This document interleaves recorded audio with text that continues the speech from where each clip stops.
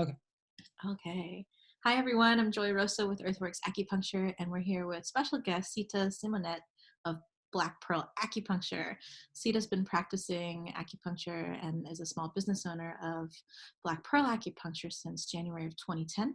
She holds a Bachelor's of Science degree in biological psychology with a focus in pre-med, a master's degree in acupuncture and East Asian medicine, and it's her passion to continue to make acupuncture and Chinese medicine more accessible to people of color and the LGBTQIA community. Welcome, Sita. Thank you. It's great to be here. So tell us a little bit about yourself and just your background, ancestry, lineage, where are you located? Yeah, so my background, my name is Sita Elizabeth Almaria Symonette is my full name. Um, my background, as far as ethnically goes, my father's side of the family is from the Bahamas, and Black, and my mother's side of the family is mostly from England, a mixture of European. I practice in Portland, Oregon. That's where my practice is in the Pearl. And I live in Vancouver, Washington. The land that I live on is traditional Cowlitz land, which is a federally recognized tribe. And they have a very active um, community here in Southwest Washington. Um, in Portland, where I practice, traditionally the land that I practice on is Chinook, but there are many, many other tribes that have used that land traditionally and still live there. Cool. Thanks for that. And can you tell us a little bit about your journey into acupuncture and East Asian lineages of medicine? Yeah, so I grew up always knowing that I wanted to be a healthcare provider. It was a passion of mine from a very young age. And I didn't know about anything outside of Western medicine really growing up. So I was going the more traditional route of being pre-med, doing research, um, majoring in biological psychology or neuroscience, which kind of gives me the background for that. And then along that way, I found out more about osteopathic medicine. So I was kind of thinking about going towards that type of medicine, which is a little more holistic, but generally still very westernized. Mhm. And so when I was actually, after I took the MCAT, it would have been nice to know this before that, but after I did that, I was applying for different medical schools and interviewing, and I found out about Chinese medicine. And I decided to go check out a few of their grad school programs, and the medicine just really resonated with me. It was accessible to a lot of people in a lot of different ways. There were herbs, there was food that you could use to treat things. And primarily I was looking at being a primary care practitioner in Western medicine. And if you really look at what primary care practitioners do, they're not able to treat hands-on a lot of problems themselves. There's a lot of referring out or medication. And Chinese medicine, it just gave me so many more tools between acupuncture, between herbs, between food as medicine, to be able to treat patients. I felt like it was more the practice for me. Yeah, I think that's great. And you're right, like the hands-on approach in Western medicine, we've gone further and further away from that. Mhm. But I really loved my time in the clinic and school, right? Like one-on-one conversations, and also just being able to treat people with what they deemed like medical anomalies and being able to really focus on that. Like my big toe itches every first of the month in the fall. Like, yes, there's something for that. There's a pattern. How did Black Pearl Acupuncture begin? Well, Blackpearl Acupuncture actually started out under a different name. When I first came out of school, I was looking for a name and it was not easy for me. And I say this because I don't think it's easy for a lot of people when they're trying to brand a business. Mhm. And so my first name was very long. It was Healthy, Happy Now, Natural Medicine. A bit of a tongue twister. It shows the passion I had. I wanted to make people healthy and happy as soon as possible, but I don't think it was the best business name. Um, Black pearl came out of a few different things. One, a black pearl in particularly, is rare, and it has a lot of healing energetics to it, specifically around women and fertility and women's health. And that is one big part of my practice. I work with women around fertility, women's health, regulating cycles, around all steps of a woman's cycle, menopause and pregnancy, the whole gamut of things. And so that really seemed to be an element that I could bring in for part of my name. I work in the pearl Mhm. and black, so quite literally black pearl. Yeah. So they fit pretty well. And then it's actually the stone that my wife and I chose for our wedding Oh, bands. that's so Uh, sweet. she is a Filipino Hawaiian, grew up in Hawaii, and black or Tahitian pearls are prevalent there in her culture. And I also have an island background, and so it was a special stone for us, and now it's our business name. Yeah, I love that, and I love the mission statement behind your work. It's really powerful and resonates with me, especially the piece on living your life to the fullest potential, and through the gateway of good health. And I think people right now feel a little bit stumped, even if they were on a nice track, right, for themselves, the progression into health and wellness. The coronavirus just kind of put a halt to everything. So I thank you also for coming on here today.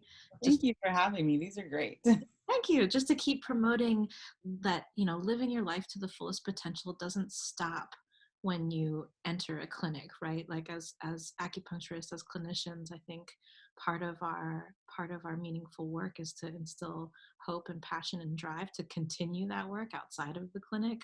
Mm, And just having conversations and talk stories like this, I think, are really allowing people to continue that work, even though they're not able to physically see you right now.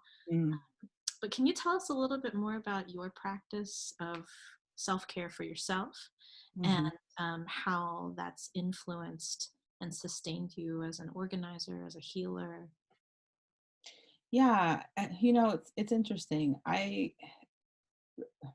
Lots of times people say birthing a business is like birthing a child, and I think there is a lot of um, similarities there. I have a 2.5, almost 3-year-old, and for those of us who've been around or have children or nieces or nephews, we know that what we say to them, it creates their whole world.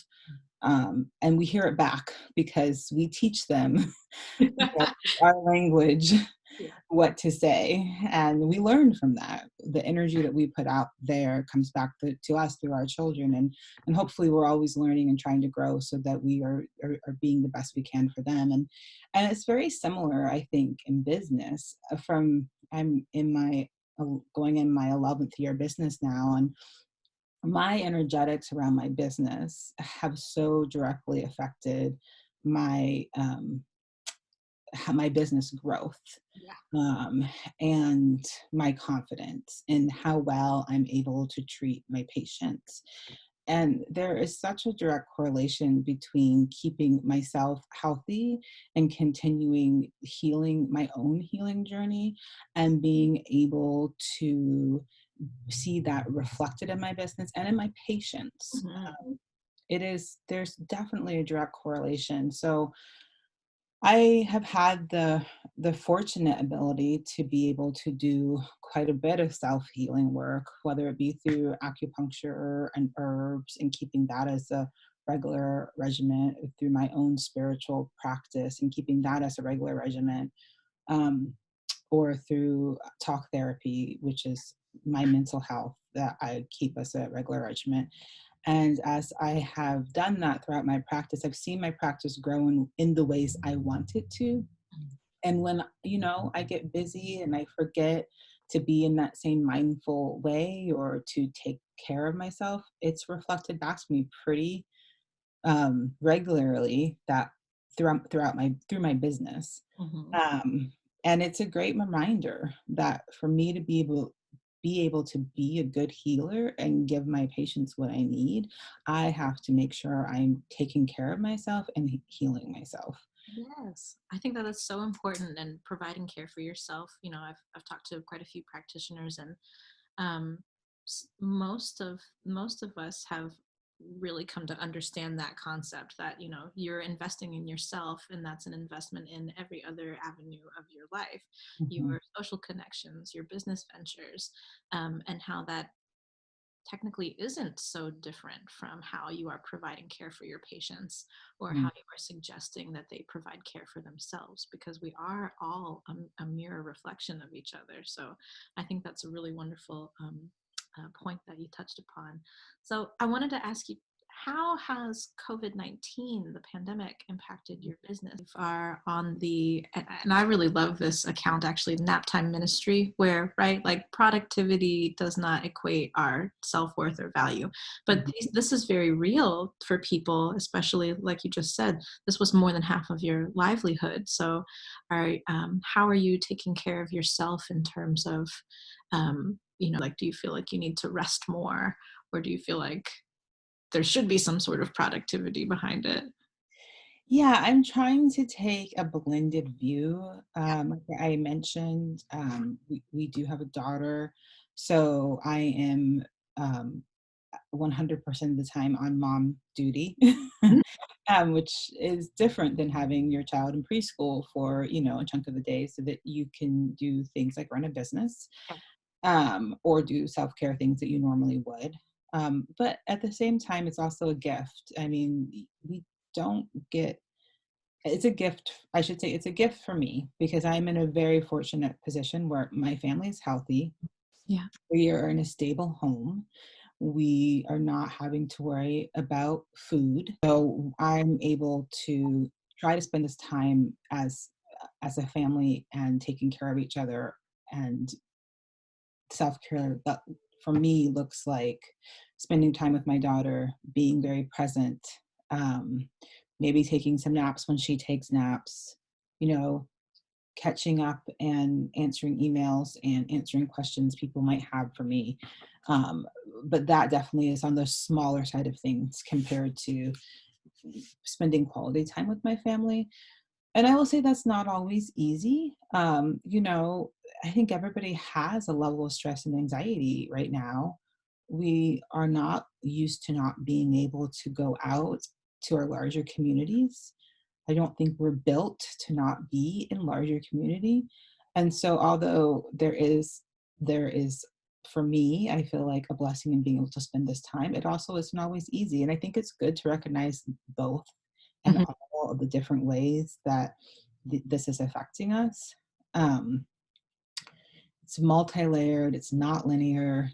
I think we all have to have all the feelings. Yeah, absolutely. Yeah, sitting at home too. I'm, in isolation as well, and just allowing myself to unfold uh, Mm, into each day. My days look like, um, wanting to have some sort of normal schedule, right? Like rising before 9 a.m. or, but there are other days when I'm like, I don't need to do that. I just don't need to do that today. yeah, I can have that's this. fine. Yeah, I can have this interview with my pajama bottoms on. That's Yeah. fine.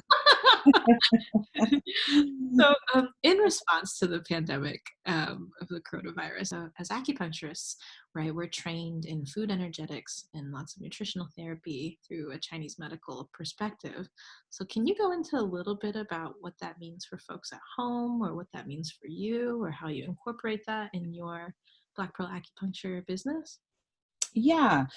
Yeah, so maybe I'll start at the end of your question, how I incorporate it in my Blackpearl acupuncture business. So when you go see a practitioner of acupuncture and East Asian medicine, you often for the first visit, have a 90-minute, some people do even longer visits, and we ask lots of questions. And you mentioned pattern differentiation earlier, and that's the reason we do it in Chinese medicine. As you know, we have uh, what we call different patterns or different ways of being that the body can be at. We generally all have a constitution, is another way I like to say it, that we tend towards. And then as life happens, as we grow older, um, those things can change. But the reason acupuncturists or practitioners of East Asian medicine ask so many questions is because every single answer you give helps us to figure out a diagnosis for what's going on in your body. And then based on that, there's always food recommendations that we can give as part of our medical treatment. In Chinese medicine, food is medicine and medicine is food. Um, and I always say, it's the medicine we take every single day, right? What we put into our body. And with the knowledge that we have, we know how to switch the foods we put into our body to be able to treat different ailments. So how I use it in my practice is it's one of the steps that I give to people. For example, one of the things happening right now, um, it is there's still lots of colds and flus and other viruses going around. It's still very cold outside if you're living in the Pacific Northwest like we are. It's spring, but it is colder than usual and it does not feel like spring. And so in general, I'm telling patients, you need to be eating warm cooked foods, right? You need to be drinking soups, you need to be drinking broths, you need to be drinking teas because the elements affect our health. Mhm. And viruses in general, cold, flu, tend to like cold environments. And if we look at our own body as a microcosm of the macrocosm, we want to make sure our body is warm and not inviting to those types of pathogens that like that. So that's one of the recommendations I give to people. With Chinese medicine and food, I think it's interesting the way that it looks at food. And I don't know a lot of other traditional medicines that do this, but it puts foods into different categories. A food can be cold, a food can be cool, a food can be neutral, warm, or hot. And that is not necessarily based on how the food is cooked or based on spiciness or things like that. Um, and those energetics of different foods affect us in different ways. Mhm. So, for example, ginger right now is it's a warming food. And it's a great thing you can put in tea Mhm. to keep your body warm. And I could go on, but I think that kind of answers. I think that it's great that you keep moving forward with different examples of food because with this lens of like just starting to talk about the elements and food therapy and food energetics, that lens gives people a better understanding of what we can be eating or even try to avoid eating right now, Mm, especially while we're navigating the limited choices that we're seeing during this time, right? Like, I'm so thankful that I can still go into a Fred Meyer's and find some ginger, you mhm. know, or maybe I think you were making an immune boosting tea. Can you tell us a little bit more about like what's in there? Yeah, definitely. So that's a great option right now. All of the ingredients in that happen to be warming. And all the ingredients, knock on wood, are things that you should be able to find in the store still. Ginger is one of them. Orange peel is actually another one. Mhm. Um, green onions is another one, and then brown sugar is the other ingredient. So as far as the recipe goes, it's five um, thin slices of ginger, two orange peels chopped, one green onion bunch chopped, and a tablespoon of brown sugar to 4 cups of water. You boil it, you strain it, and you drink it. And each one of those herbs or foods helps to protect the respiratory tract. And so it's great to drink preventatively, especially say if you have to, this is like, it's been 2 weeks, I have to go to the grocery store. Maybe you're a little nervous, bring it along in a thermos for you, drink it beforehand, drink it after, drink it the whole day. It's inexpensive. You can make big batches of it and keep it in your fridge. Smart. Um, and it's one of the things you can do to help. keep something from getting you sick and or kick something out as you get sick. And one of the things I love about Chinese medicine is it's accessible. That's not a super expensive thing to make. You can buy a thing of ginger, brown sugar, a bag of oranges, and a bunch of green onions, and make soup or make tea for days with that. Yes. So that's one example. And the other, I was thinking about phlegm, or mucus, right? I know that one of the things I saw when I went to the store that's off the shelves, Mucinex and things like that. Like, where can we find that? It's hard to find right now. But there's food that you can eat that actually helps to break up mucus and phlegm. And I have a couple examples. In Chinese medicine, again, one thing we do is we differentiate between hot and cold. And we do the same thing with you actually being sick. So if you have phlegm that's coming up that is clear and doesn't really have a color to it, that's what we would call more of a cold phlegm. And to get rid of something like that, you're going to be looking at eating things like almonds, walnuts, mushrooms, olives, watercress, which is you can make pork watercress soup. That's a great soup you can make. Black tea, soy milk, garlic.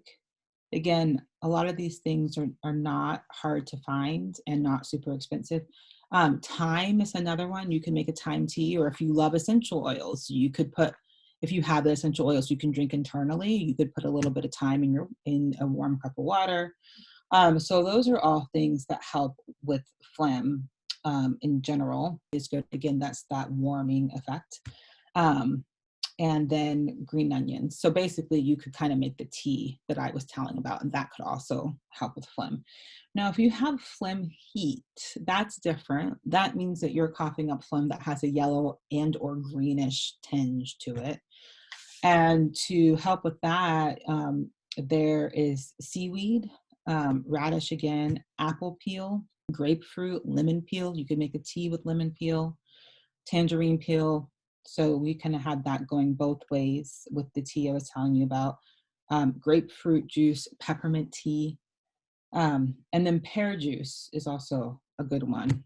Oh yeah, pear for the lungs. Yeah, pear for the lungs. And then if you have a dry cough, Yes. maybe you don't have phlegm coming up, Asian pears. You can also boil the Asian pears and drink the juice from that.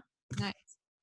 I used to put Asian pears in a pan and kind of sear them with some cinnamon, and that was so nice. That's usually Yeah. my fall time lung large intestine time snack. That sounds amazing. How about foods that you might want to avoid? Yeah. So it's spring, and a lot of times that means people may want to start doing cleanses or, looking to eat healthier. I would actually avoid putting any extra stress on your body right now. Cleanses are great, but a lot of them tend to have a lot of cooling things. Like, you're doing shakes, you're only drinking certain like cucumber, celery, things like that actually tend to be really cooling to the body. And that's not great right now. Also, cleanses, although they're good for you, they do add an extra stress to your body. And Lord knows we've got enough stress right now. So I think hold off until after this is over from doing that. And then salads, raw food, they're great for you, but they're better for you when it's warmer out. Your digestive system in Chinese medicine likes to be warm, and cold foods, when it's cold out, it's hard for your body to digest. Yeah. So yeah, I would stay away from iced drinks, anything that is super cold. And then in Chinese medicine, going back to kind of the phlegm idea of things, dairy is not great if you have any type of phlegm going on. It tends to create more. The only exception with that I've found is yogurt tends to be an exception for people, but any other type of dairy, from cheese to milk to pizza, you want to at least limit, if not try to avoid, if that's something you're dealing with. I think that goes for vegan substitutions too, right? Like those are still mucus producing, even though they're usually nut or plant based. They can oftentimes have the same effects. Yeah, almond milks, almond butters, all that kind of stuff. They're delicious. I know, they're so good. Well, Sita, we're coming to a close. And again, I just want to thank you for being on here. One last question, though. What books are you currently reading, if any? They can be children's books, too, because I know that we have some, parents at home, too. Yeah, well, definitely reading children's books every day. Goodnight Moon was one I just read, so that's in on the top of my head. Oh, Mommy Medicine is a great one. Oh, Islandborn by Juno Diaz. It's what Yeah, my daughter loves. It's a great book. that's a great. And I actually am an avid book listener. Oh, yeah, I yeah. do Please. Audible. Please. It's one of actually I would say it's part of my self-care. It really is. Like having a book to go into another world to for a few minutes is something I love to do. And right now I'm reading Ta-Nehisi's Coates Water Dancer, Love it. which Yay. is fabulous. Yeah. Awesome. Well, thank you so much. And Yeah. hopefully we'll have you on again, and maybe we'll move to the kitchen next time and have some demos for folks at home. But these were great resources, foods to avoid and foods to incorporate. Thank you so much. Oh, thank you. Time, and we will talk soon. Okay, I look forward to coming back. Great. Thanks.